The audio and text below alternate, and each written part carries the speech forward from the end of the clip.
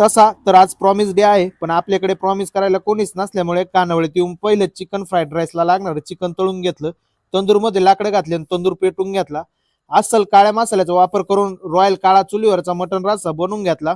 त्यासोबत कस्टमरला आवडणारे तंदूर रोटीचा आटा मळून घेतला.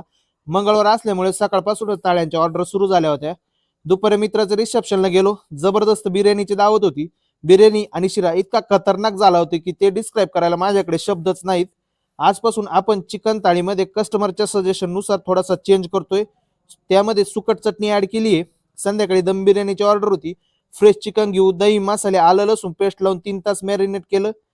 त्याचबरोबर बिरिस्ता बनवून घेतला आणि बिर्याणी सोबतच कोशिंबीर आपण कॉम्प्लिमेंटरी देत असतो ती पण बनवून घेतली, फ्रीजमध्ये गारवायला ठेवली.